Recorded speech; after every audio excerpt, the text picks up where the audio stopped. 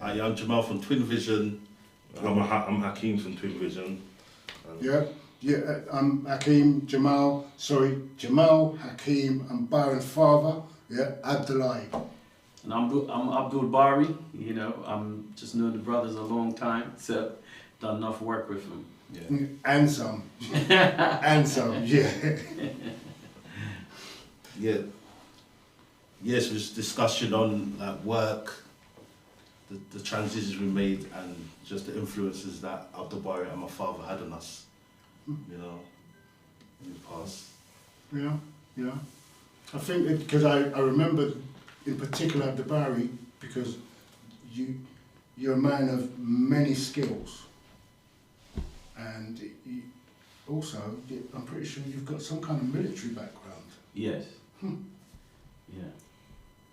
So I was looking forward to Hearing about that. Yeah, how you might influence things, but yeah, you can share some of that.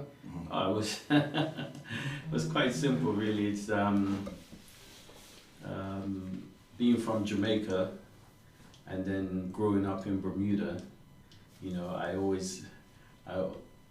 because the influences, I knew military people in Jamaica growing up, and one of them even tried to take over the government. So I was always impressed with that. Did he get far? Did he get closer? Yeah, no, they'll catch him, but yeah, you know, one guy named Charlie, you know, so so I've always interested in the military. So can I ask you, what did he want to do? What to take over the government and do what?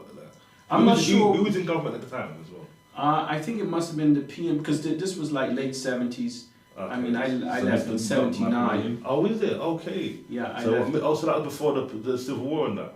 No, it's right around that time. Oh, okay, just approaching the war. Yeah, the 70s and the 80s and So stuff. I know like 1980 was the. I remember Bob Marley died early 80s too, so it was, so my family left in 79. So what part of was you in Kingston? Yeah, I'm from East Kingston, born in East Kingston. Okay. Raised there and in the countryside. What specific in part of Hanover. it? What like? Winrod Road. Okay. Yeah, Winrod Road, close to Bellevue. Okay. Place there. Yeah. Rear town. Yeah. Okay. Rear town man. Whenever they say I'm a rear town man, born in that area still. Yeah. So I was kind of enough things always going on, you know. So you grew up seeing, and then when I got to Bermuda, it was a bit quiet. So I joined the Army Cadets. So what made your family move to Bermuda? Was it the political friction that made that decision, or? Yeah, because what I understood, my mother and them were doing quite well, but then things started going sideways and stuff like that, and people started making their way. Yeah. And then my father, he did a thing to get out. He made some money, so my mother and my father decided they're gonna roll out. But then my father left, and he ended up in Puerto Rico, all sorts of places, and then he just got lost in America. And so my mother moved on. She got deported from Bahamas, came back home, and then she met my stepfather, and then I was the youngest, so I went to Bermuda first. Oh, okay. And then my sister came, and then my brother went to Florida with his father. So that's how. But it was all around that time we're going on. All the people needed to make money. Then my parents, my mother said she not go back to country. It's just dark and you know, that early to bed, early to rise thing. She had enough of it. Yeah. So that's how we made it to Bermuda. Okay. So Bermuda's a better place than Jamaica, and it was a better environment. Oh, much better. Very modern. They had everything. You know, very posh. You know, Bermuda is the third largest reinsurance capital in the world for offshore money. So you never hear about Bermuda. You know, your money gets to Bermuda, it's good. No matter how bad it is. When it leaves Bermuda, it's good. They say billions flow through Bermuda every day. And so the military thing. The military thing for me, like I said, I was always drawn towards, I was in Boy Scouts, you know, the Army Cadets in high school. And then as I enjoyed that, I actually joined the youth wing of the actual military. Okay. So how old was you then? So you were pretty young then? From 15, 16, I was all in those type of things. I went to, plus I went with the Boy Scouts to Canada. Yeah. We went to Canada with the Boy Scouts and stuff like that. So I was always into those type of things. Okay. So then I joined the youth wing of the military, and it was always one weekend. And then when I went 18, I just went into the military. But Bermuda military is like a part-time, like a territorial. Yeah. And we do a lot of riot training, internal security and stuff. Is it like one of them countries? I know a lot of countries, like for example Turkey, and Cyprus, you have to, like, all the young men have to spend 2 years in the army. In Bermuda, yeah. Is that how it is? Yeah. It's you spend 3 years, and at that time in Bermuda, every January they put 500 names in the newspaper of young 18-year-olds. So that's how you find out. That's how you from looking at the newspaper. Yeah, but I wasn't a Bermudian, so I didn't have to do that. Yours is out of choice. I volunteered. Yeah, that's a different kind of something. So what then? What? Because you like the discipline, or you like guns, or what? I love guns, man. I thought you were going to have the Ray Town in you. Trust me. But yeah. No, I was. I wouldn't say myself as I wasn't a bad man. No, of course not. Because if you wanted it, you could have found a bad. Yeah, but I say if I'm gonna do something, if I line up with the real man, you never know when it might come in handy. You never know. Trust me. Every man needs to know how to fight. But it was good to be able to really get to shoot proper weaponry and this and that and military training and discipline and so I always, and plus that was my way of, I didn't like academics and all that there, but I always loved the military and I thought that was my route to out. I always considered that my So was the training hard there then? The physical side? It was hard because I wanted to be, I went straight for rank. I didn't go in to be a private. So I went straight into the corporal's course and stuff. So you had to do more training, get a certain minutes, so I started training on the golf courses, the beaches, get my times up. Because that year, by June, they chose like 27 people to do a non-commissioned officers course in Canada, in Quebec. And my thing was to get on that. But you had to up your academics, you had to up your physical fitness. I think I was the last one that got chosen because I failed everything in the classroom. But one night I snuck up on some man and I got all the recce info. So they said, boy, you make the sense of all the guys are getting all the paperwork, but then the man just come and does the job. So I got in it. So and by the end of that course in Quebec, in Canada, I moved up from 26th place to 7th place. Okay. It's a big step. Yeah, 20. Yeah. So and that was proper wilderness, nice. So that was good. Nothing like the most exhilarating experience was having a live skirmish with real bullets. Laying down and shooting and let another man advance. Then you realize how dangerous it is. When you hear bullets ricocheting off of rocks and everything. That so it was, as a young man, that's exciting, man. Yeah, of course. Yeah. You get on a military flight from Bermuda to Canada. But for me, I had a Jamaican passport then. So when I reached Toronto, of course the immigration pulled me. That's their worst nightmare. The Jamaican man is trained out to use the machine. It's like, what is a Jamaican guy? They're trying to look for a reason not to let you in. It's coming from Bermuda on a military plane with weapons on it. Like, why is he here? Yeah. And so to feed the man the minute. That's the link. So my superiors had to come in and take me out of there. To like, he's with us. Just fan him through, So they just drove us to a military base. But I remember being a Jamaican with a passport. It's always pulling you in. Yeah. You didn't even do nothing. You just. You were Jamaican. Yeah. That's all you have to do. It. And that can't change, innit? Yeah, now they still got my passport, Kingston, Jamaica born. Yeah, so it's still it's like, what can you do? But it was military. It was good for discipline and steadying oneself. And while in the military, I became a Muslim too. Yeah. So. Well, was it? Yeah. Well, the thing is, because I even think that Islam gives you that discipline as well. Because I feel like everyone says to me and Jamal, like, Compared to our friend with discipline. when we was going with our friends, so that we were disciplined because of Islam. Because we was fasting from young and all them things. So to have that double whammy, come on. Do you know what I mean? Yeah. Yeah. Because I remember I was, when you first become Muslim, I was sneaking to pray around the back of the barracks, and stuff like that. I'll never forget, one of those sergeant major, like he must have been preying me, watching me. Yeah. And then I was around the back of the building praying, and he was like, he started calling my name, Williams. And I was praying, you're trying to pay attention, and he's like, Williams, my God, man, you all right? What's happening? I was trying to pray, and he thought I had lost it. Then I just stopped. I said, listen, man, I became a Muslim, so. You tried to hide He's like, oh man, Dad, I was wondering what the heck this guy doing around the back of the building, bowing up and down, Did that change how they treated you then when they found out you was Muslim?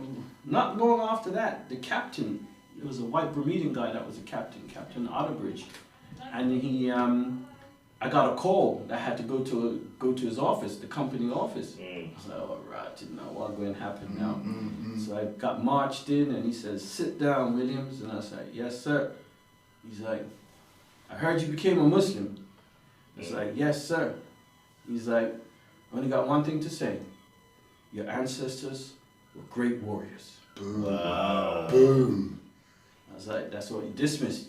I was like, yes, Wow. sir. I don't understand that. I have it over my head. What does that mean? What do you mean by that? Yeah. So he's saying what the Africans then, or what does he mean by that? Or the Maroons? What's he talking But about? that was the first time in my life as a Muslim, I had somebody link me that my ancestors were great warriors because I was a Muslim. Okay. And I was coming from a white captain, white He man. knows the truth. Oh, okay. So the Bermudan as well, the white man? So what the Muslims Yeah. are? So they stem from yeah, England yeah, yeah. or they from Okay. America? Where Yeah, they? some of those white Bermudans have been there hundreds of years. Man. Serious? They're not just. Wow. Some of them have got black blood in them too. But that's a big thing, because I think also that's something that we didn't really understand. We used to hear about the Crusades, but we didn't really have a perspective on Muslims as warriors through the generations. Even things like Genghis Khan, and then all that came after Genghis Khan, and Salahuddin, and then all of what went on in West Africa with Muhammad Askia, and the warrior tradition is really, really strong, Yes, yeah. really strong. But you hear about the Oriental, so you might hear about the Shogun, Yes. and you might hear about the Knight Templars and this and that. But that warrior tradition in Islam and that military tradition as well is Yes. So that's the first time for me, like I said, that I become a Muslim. Because I'm listening to Malcolm, Nation, this and that. So and to So what was your nation at first then? No, I was never Nation. But I found out about Islam in Los Angeles, and through people giving me stuff on the Nation of Islam and different things. So that it wasn't my path through that, but I really went straight to the Deen. Even though the foundations and Garvey and this and that, you begin to research more once you started getting a bit more conscious, reading more history. For me, it was in California, meeting a lot of black intellectuals and in Los Angeles, in Altadena, in Los Angeles, where I went to a lot of meetings, we were going to dinner parties, people playing music, playing instruments themselves, writing poetry. So for me, that was my opening to a black intelligentsia. People were painting American black history, the cowboys coming west and slavery and different things. So that's where I got awakened and made me more interested in Caribbean culture, African culture, and this and that. And for us, you know, even if I wasn't around Muslims in California, I'd be going to a nice dinner. People are drinking wine, playing music. Literally, while a lot of places I used to go, people were playing live music. They were playing piano. They were doing different things, doctors and everything. But what intrigued me was that the subject of Islam always came up, even amongst non-Muslims. So, and I felt like, damn, I didn't really, what they're talking about. I got to find out. Like, if that's part of the discourse, and that was around the time when Farrakhan made the speech about stop the killing, the Bloods and the Crips in LA. That was raging all around. What was that? What kind of late 80s? Late 80s. Late 80s. Because I became Muslim in 1990. Okay. So about the same time, that, isn't it? Yeah. So how did you guys cross paths? Different continents. This is the thing. Yeah. How did you and Dad cross paths then? Well, my life took a turn, you know. Yeah, I met an English girl, you know, run up on in Bermuda. So my big children's mother are from England, you know, and yeah, so meeting her, and then, you know, I remember her grandparents weren't too chuffed that she married her brother. You know? But when my son was born, Adam, you know, her grandmother paid for us to come over because she wanted to see the boy. Right. You know, so, and that's when I made the attempt to meet Sheikh Abdul-Qadir. Then Dawood Nasir gave me a letter to meet Sheikh Abdul-Haq in Slough. And then when I was in Slough, Sheikh Abdul-Haq told me I need to go to Brixton to meet the brothers. You know, so I went back to West Sussex, chilling out, you know, chilling out there in West Sussex. And then Hajj Abdul-Rahman called me and told me come up. I was like, damn, man, what do these guys want from me? I'm here chilling out in the countryside, West Sussex, living nice, you know. But then I went down to Brixton, and that's when I, actually, before that, when I met Sheikh Abdul-Haq in Slough, we jumped in a car and headed up to Norwich for a night of dhikr. And I never knew what a night of dhikr was. So I got there, and then I was so happy to see some black guys. And I was like, damn, man, yeah, bro. You know, because I was thinking these white boys are weird, man. You know, I didn't come here for this singing and all that sort of stuff. And then, you know, so I was a bit trapped. Because I was a bit more on the, like, you know, kind of Salafi. Halfway in, halfway out. When you saw the man, he was like, Yeah, but still, I wanted to dip, quite honestly. But it was night. Yeah, so you couldn't go nowhere. And I didn't know where I was. Yeah, he was trapped. I didn't know where I was. So I had to just hold my corner, you know, and then when the man them get up and start hold hand down, I said, right, tip, hold now, you know. You know, now so, the Vickers are locked. I remember when we was young, we're seeing man start crying and them something like that. Oh. You know, like I said, yeah, because I remember that. I remember, you know, Hajj Idris got us in the middle. I said, the way the man be, it's like, damn, man, no intelligent life down here. Like he took off, man. I was like, damn, man. Like, I was seeing man holding their chest. I'm thinking man's having a heart attack. Like it just come, you know. So it was some Jamaica guys on a trash truck that dropped me off. Because remember as well, the Rabat, remember that was on Angel Town. Yeah. That man is thinking, I can't just, so you get lost on Angel Town. Yeah, so you can't you go. need to get right to where you need to go, innit? But it was some trash truck guys that took me there. Yeah, of course. You know, so that's how I was able to meet the guys them and all that. But the folks in West Sussex, they weren't too chuffed. They said This girl, boy, yeah, I thought your husband didn't know anybody in England. He's gone for 3 days. I'm thinking, I want to... They're probably thinking something else, innit? Yeah, because I remember I was with Sheikh Abdul-Haq, and I was like, listen, man, I've never been away from my wife and son for so long. I need to get going, you know, like, you guys are... Because you got George from the reading as well, no?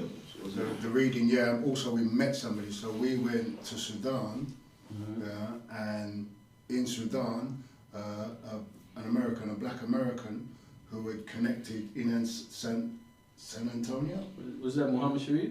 Yes. Yeah, I know him. Right. So Muhammad Sharif, where we were staying in the Sudan, he came and found us because he heard we were from England, and he said, "Look, I'm going to take you to meet some people in Sudan, but you need to go to Norwich."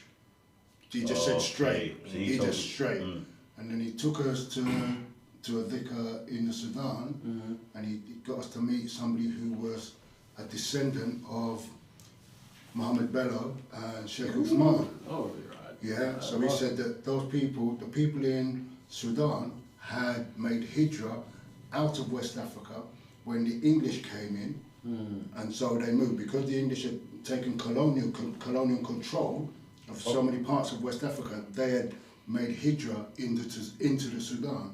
And he said that they'd taken certain manuscripts and books with them, so that those traditional texts that were from them jihad from them time were there. It was, So they left West Africa because of the English and went to Sudan? yeah.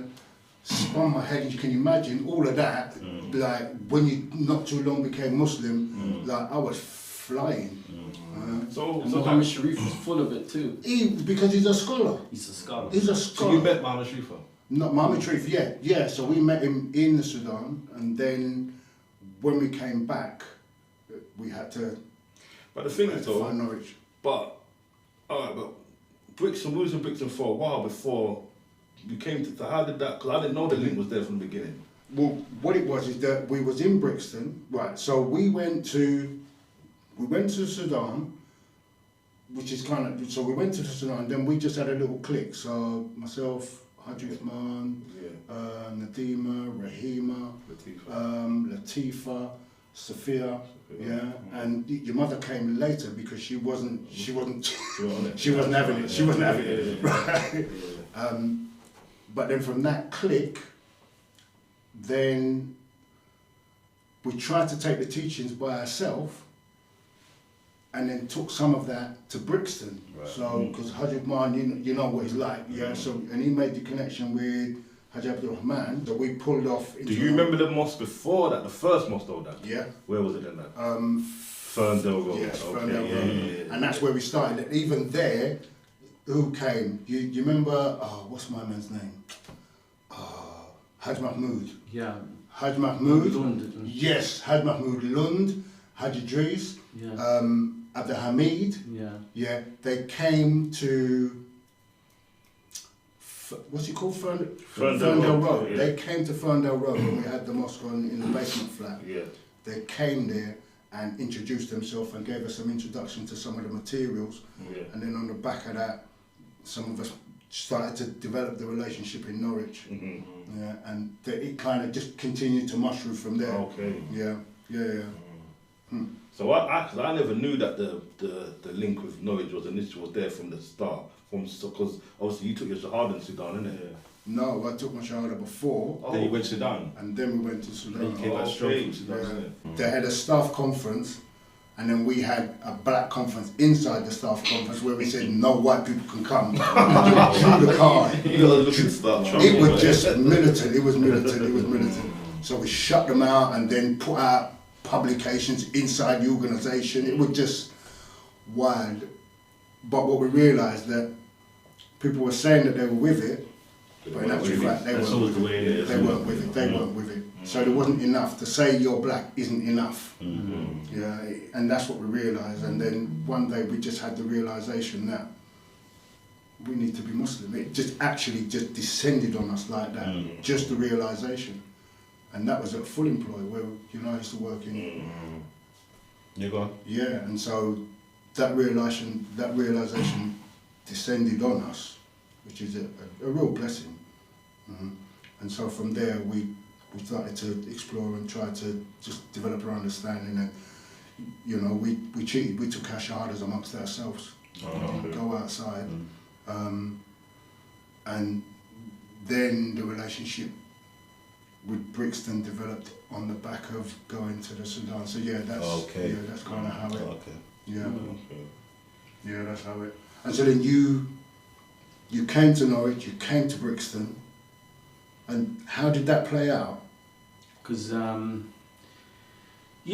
so when I went back to Bermuda, because we had in Bermuda, we had already started having an Amaret, doing those type of things, and we were studying Sheikh Uthman Ben Fodio's book before we even read Read Islamic Education. We had a study circle shirt because of Muhammad Sharif. Yeah, and we was getting his books that he was translating from Sudan. So that's an interesting link that, and Muhammad Sharif came to Bermuda too. You know, so even stayed at the house of me and Paula. Yeah. So getting that. So who Paula? Is that your partner? My ex-wife. Okay, Yeah. And she actually became a Muslim for a white girl. She was really in the mix of it. So what brought you to Germany though? What was the link? Because the Sheikh was studying the Weimar Republic at the time. You know, Johann von Goethe, reading a lot of those poems and this and that. So it was all that time. So yeah, it was full on. It was. Yeah. It really was. It really was. Yeah. You know, there was a lot of international traveling. I don't know how I did it yet. Even now. You know, with children and everything, and still doing all that those things. So, but it was an interesting journey. But that's how I come to meet the people, and then I will come over and stay and go back and forth and this and that. You know, until I decided just to stay. Made better money in Bermuda though, but England ain't what it used to be. Interesting. But as well, because your influence on people, because I think as well your work ethic really had an impact. Because when you came, there weren't many people that had genuine sort of like professional trade qualifications and skills, and you really influenced. I think you influenced a whole generation of people to consider taking that path, because that's the other side of you, is that your skills that you've developed over time, you've made them transferable by way of you can get work because you've got your qualifications, and also you can bring people in so that they can get exposure to different trades. I haven't really seen, apart from before Abdul-Bari, I haven't really seen no one get into trades, or was that just my perspective? Is that not the case, or? I think that's very true. I think there was a period where people, they could, it was a bit funky, but there was a move to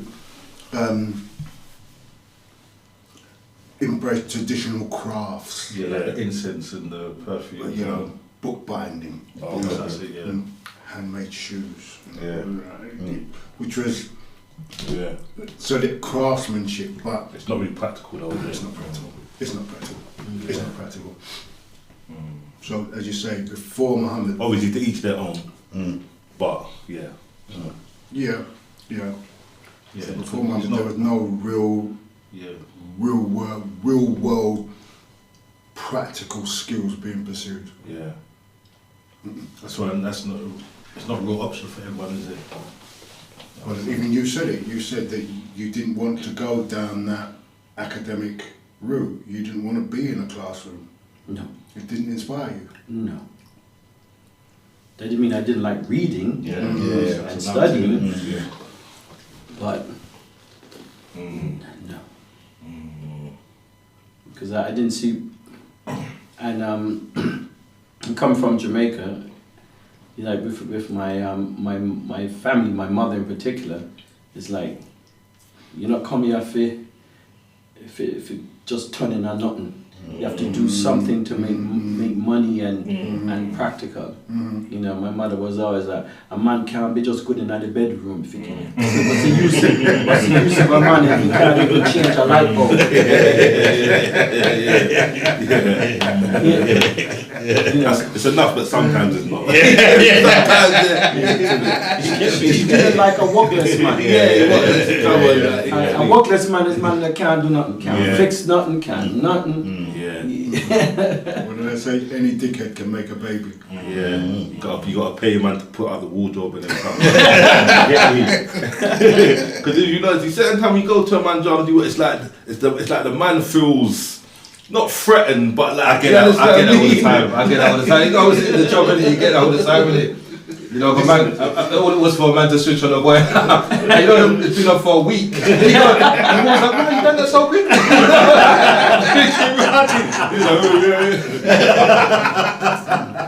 You know, it's a lot to be said of being, and I always thought the foundation of making a community, again, from studying Sheikh Uthman Dan Fodio and being in Jamaica and places like there, and being from an island, and on an island like Bermuda, whether you're rich or poor, you can't wait for something to fly in or be shipped in. So that breeds a culture of self-sufficiency. Even if you don't have no knowledge about the thing, you're either gonna wait a month or try a thing. You see? Yeah. You know, because people used to even pay me in Bermuda. They knew no matter what machine it was, they'll pay me to try. And the flying in the professional. But they said, and I was like, you pay me to try, what the heck? Yeah, man. I remember we used to repair the microwaves. Yeah. And most people are afraid of microwaves because Mohammed would just be stripping them down, clearing out the blasted the cockroaches that are cooked in there, all kind of thing. Just the man was practical, and that's what he brought in. I can, we have to give you props for that. I have to give you props because there's more than one person that has benefited from that. And you see, you're saying this thing about what it brings to a community. It brings a different level of self-reliance. Because you've trained quite a few people in the community, obviously including I've worked with you and I've got my qualification with you, do you know? Because I was, and the thing is, in a community, which I thought sometimes, like we would have issues like, gotta pay the light bill. I'm like, if everybody go and fix something, everybody bring back 50 quid, the light bill's done. But also it helps, to me, it helps the community progress. Everyone should be, you want people to have skill that, do you know what I mean? You want people to be able to do things, that's how a community grows. Do you understand what I mean? Everyone's got their position. So if a few man do this and a few man do that, and do you understand what I mean? That's the everyone's needed. Everyone's needed. That's the core of a community. You understand what I mean? So you would want. It's not one person ain't a community. So if one man's good but not everyone's good, then what's the point? Do you understand what I mean? And when I went to Morocco to study Arabic, I took my family there. We was living in Fez. I was going to school every day. I used to go into cafes and I'd be drinking my coffee and studying. I meet like university students in the cafes with degrees and everything. But the guys I saw with the little tool bags, doing a little bit of plumbing, fixing this and that, little mechanic, those young men were married. Those young men were married and getting on with their lives and everything. And all the academic ones were begging money and looking for someone to send them some money and hanging out in the cafes and stuff like that. But then the little guy with his little tool bag, he's on the move. But that's because as well, because it's clear cut. With a trade, you know what you're training for. You know what you're gonna do. A lot of when the people go to uni, they don't even know what they're gonna do with their degrees. So some of the courses, I don't even understand what's the point of it. What are you still studying? What? Why? There's no clear career path. Do you understand what I mean? That's very, very true. Because even like, you know, like in the company I work for, and when you've seen it, I think I've spoken with Jamal about this in the past. When you have like a group of tradesmen together, okay, that's when you need one of them to become the administrator. Yeah. And then that one finds a secretary. Yeah. And you see, those things are needed. Yeah. Yeah. You know, those things are needed. But when you need to just bring the money in, it's the people on the ground who's making those jobs possible. Yes, Yeah, yes, exactly. yes, yes, yes, yes. Yeah. They kind of, yeah. So even in a Muslim community, Yeah. what makes the imam possible to be in the mosque is that people are there financing that. Yeah.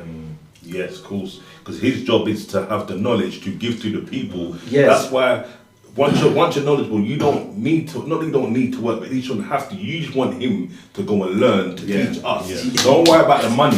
We'll get that. He just make sure you feed us, keep letting us know what we need to do, and what we don't need to do. Yes.